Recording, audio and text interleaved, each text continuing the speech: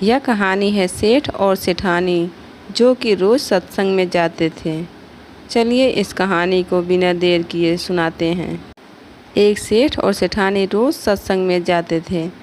सेठ जी के एक घर एक पिंजरे में तोता पाला हुआ था। तोता एक दिन पूछता है कि सेठ जी आप रोज़ कहाँ जाते हैं? तब सेठ जी ने बोले कि सत्संग में ज्ञान सुनने जाते हैं।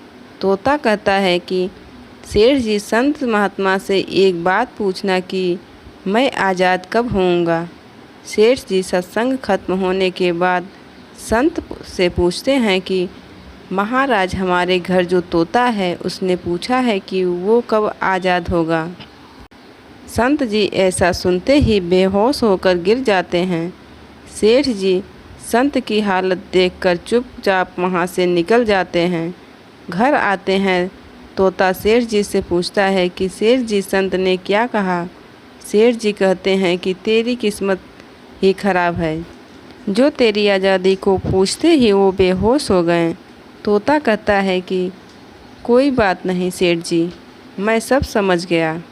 दूसरे दिन सेठ जी सत्संग में जाने लगते हैं। तब तोता पिंजरे में जानबूझकर बेहोश होकर गिर जाता है। सेठ जी उसे मरा हुआ मानकर जैसे ही उसे पिंजरे से बाहर निकालते हैं तो तोता वहाँ से उड़ जाता है।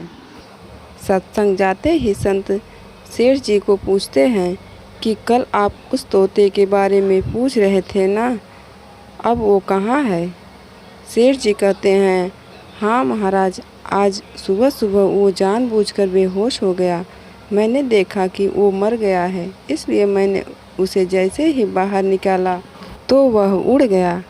तब संत ने सेठ जी से कहा कि देखो तुम इतने समय से सत्संग सुनकर भी आज तक सांसारिक मोहमाया के पिंजरे में फंसे हुए हो, और उस तोते को देखो बिना सत्संग में आए मेरा एक इशारा समझकर आज़ाद हो गया। दोस्तों, इस कहानी से तात्पर्य ये है कि हम सत्संग में जाते तो हैं, ज्ञान की बातें करते हैं या सुनते भी हैं, पर हमारा मन हमेशा सांसारिक बातों में उलझा रहता है।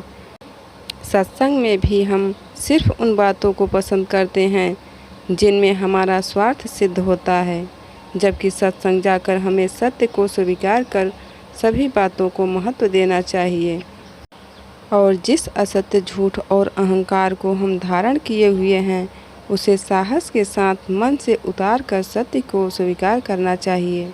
दोस्तों, हमारी यह कहानी आप लोगों को अच्छी लगी हो तो लाइक ज़रूर करें।